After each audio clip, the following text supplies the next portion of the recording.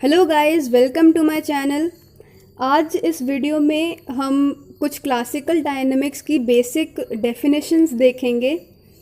Video को start करने से पहले इस चैनल को सब्सक्राइब कर दें और वीडियो को लाइक कर दें। आइए स्टार्ट करते हैं first topic, that is Lagrangian formulation.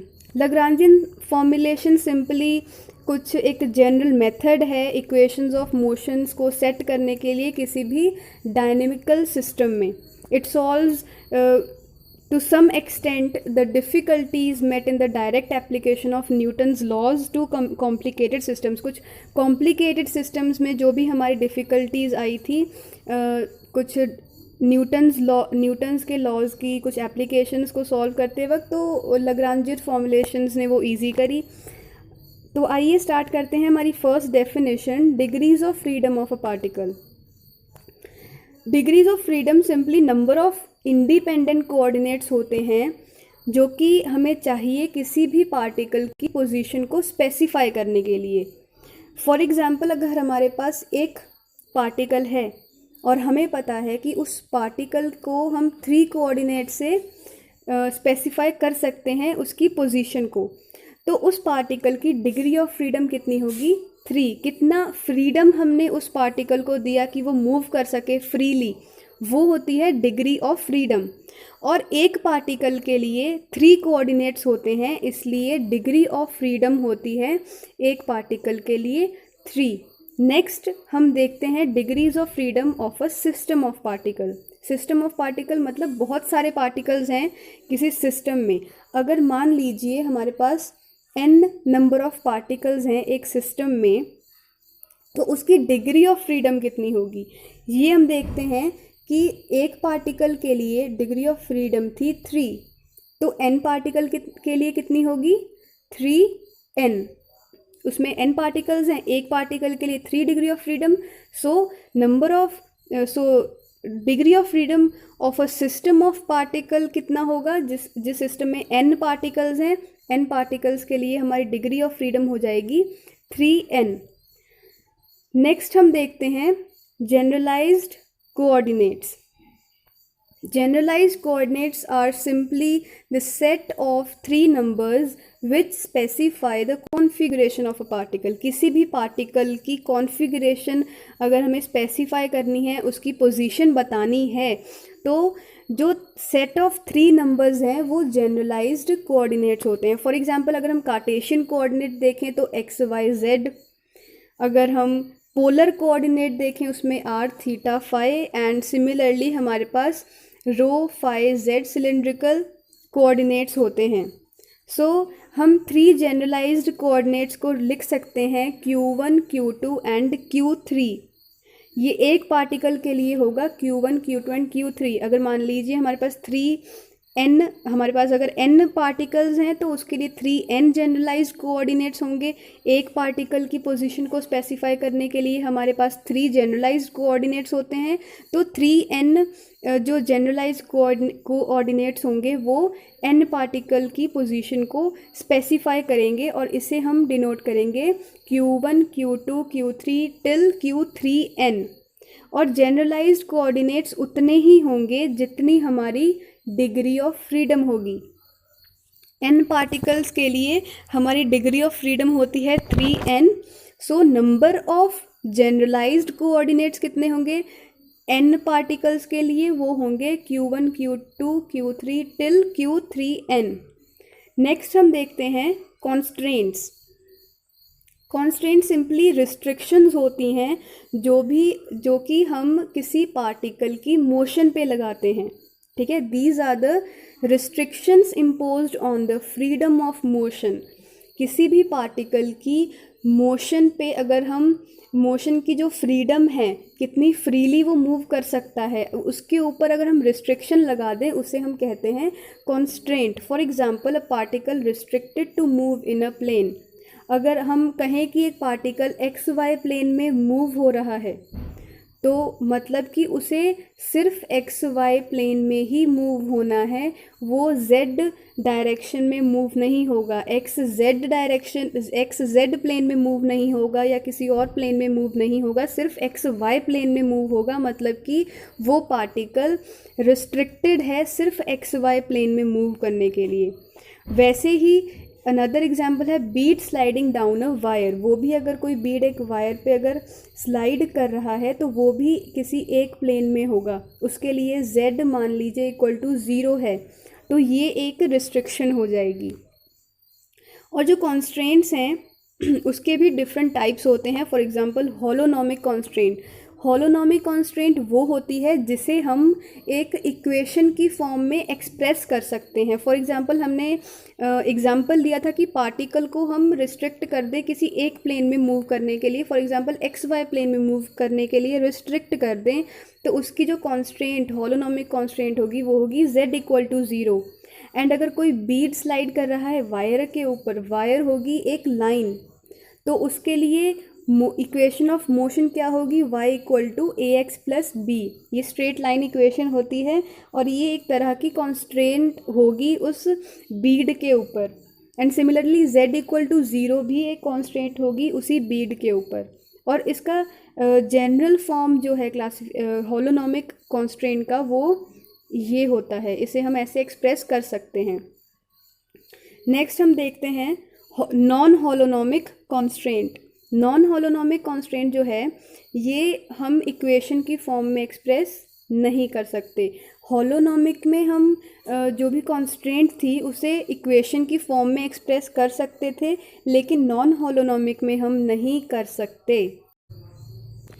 Next topic हमारा है स्लेरोनोमिक कॉन्स्ट्रेंट।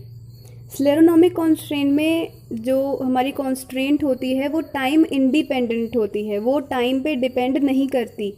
फॉर एग्ज़ाम्पल अगर हम एक रिजिड बॉडी लें और उसमें कोई भी दो पार्टिकल्स की पोजीशन लें आई एंड जे, तो अगर हमें स्लेरोनोमिक कॉन्स्ट्रेंट देनी है, उसमें अगर इन पोजीशंस की अगर हमें कोई इक्वेशन देनी है तो वो होगी R I minus R J equal to constant, क्योंकि जो सिस्टम होगा उसमें पार्टिकल्स की पोजीशन चेंज नहीं होगी टाइम के साथ। पोजीशन अगर टाइम के साथ चेंज नहीं होगी तो हम उस पर एक कह सकते हैं कि कांस्टेंट लगी है कि वो टाइम के साथ चेंज नहीं होगा। और यहाँ पे हम ऐसे ही इक्वेशन दे सकते हैं R I minus R J equal to constant. ये एक तरह की कॉन्स्ट्रेंट होगी, रिस्ट्रिक्शन हो गई उस रिजिड बॉडी की पार्टिकल्स के ऊपर कि वो टाइम के साथ उनकी पोजीशन चेंज नहीं होगी। स्लेरोनोमिक कॉन्स्ट्रेंट को हम होलोनोमिक कह सकते हैं क्योंकि स्लेरोनोमिक कॉन्स्ट्रेंट हम इक्वेशन की फॉर्म में एक्सप्रेस कर सकते हैं। अब नेक्स्ट कॉन्स्ट्रेंट है रियोनोमिक कॉन्स्ट्रेंट। रियोनोमिक कॉन्स्ट्रेंट जो है वो डिपेंडेंट होती है ऑन टाइम। फॉर एग्ज़ाम्पल एक सिंपल पेंडुलम लेते हैं ऑफ लेंथ L एंड वो ऑसिलेट कर रही है एक्स वाई प्लेन में। तो अगर अब वो एक्स वाई प्लेन में ऑसिलेट कर रही है तो एक तो इक्वेशन ऑफ कॉन्स्टेंट होगी z इक्वल टू 0। अब अगर बॉब की पोजीशन p है एंड एक्स वाई उसकी कोऑर्डिनेट्स हैं, तो टाइम के साथ जो चेंज होगी पोजीशन बॉब की, उसके लिए हमारे पास इक्वेशन है X square plus Y square equal to L square. तो ये जो दो इक्वेशंस हैं ये रियोनोमिक कॉन्स्ट्रेंट हैं क्योंकि ये टाइम के ऊपर डिपेंड कर रही हैं। बॉब की पोजीशन टाइम के साथ चेंज हो रही है तो ये रियोनोमिक कॉन्स्ट्रेंट लगेगी इसके ऊपर। और रियोनोमिक कॉन्स्ट्रेंट को हम होलोनोमिक एंड स्लेरोनोमिक कह सकते हैं। होलोनोमिक क्यों कहेंगे, क्योंकि एक इक्वेशन के फॉर्म में एक्सप्रेस हो सकती है। स्लेरोनोमिक, ये स्लेरोनोमिक भी इसे हम कह सकते हैं। Now effect of holonomic constraints on degree of freedom. Degree of freedom की वजह से क्या डिग्री ऑफ फ्रीडम के ऊपर क्या इफ़ेक्ट है होलोनोमिक कॉन्स्ट्रेंट का, उसका ये इफ़ेक्ट है कि डिग्री ऑफ फ्रीडम कम हो जाती है जब हम कोई भी कॉन्स्ट्रेंट उस पर लगाते हैं। होलोनोमिक कॉन्स्ट्रेंट लगाएंगे तो हमारी डिग्री ऑफ फ्रीडम कम हो जाएगी। फॉर एग्जांपल अगर n पार्टिकल्स हैं तो नॉर्मली n पार्टिकल्स के लिए डिग्री ऑफ फ्रीडम होती है 3n। मान लीजिए हमने k इंडिपेंडेंट कॉन्स्ट्रेंट्स लगा दी, तो डिग्री ऑफ फ्रीडम हमारी हो जाएगी 3n माइनस k, क्योंकि कॉन्स्ट्रेंट लगाने का यही मोटिव है कि हमें पार्टिकल की मोशन पे रिस्ट्रिक्शंस लगानी हैं। वो कितना पहले फ्रीली मूव हो रहा था उसे हमें रोकना है। तो जो इफ़ेक्ट होगा हॉलोनॉमिक कॉन्स्ट्रेंट का वो degree of freedom 3n minus k हो जाएगा 3n से। नेक्स्ट हम देखते हैं constraint forces. Constraint forces are the simple force required to enforce the constraint. Constraint लग जाए किसी भी पार्टिकल के ऊपर तो हमें एक फोर्स चाहिए, वो होता है constraint force. For example a wooden block resting on the floor. एक वुडन ब्लॉक फ्लोर पे रखा है, रेस्ट कर रहा है, कोई मोशन नहीं हो रही उसके ऊपर। तो जो वुडन ब्लॉक है वो ग्रेविटेशनल फोर्स की वजह से नीचे उसका ग्रेविटेशन फोर्स लगेगा, बट जो ब्लॉक है वो मूव नहीं होता। क्यों?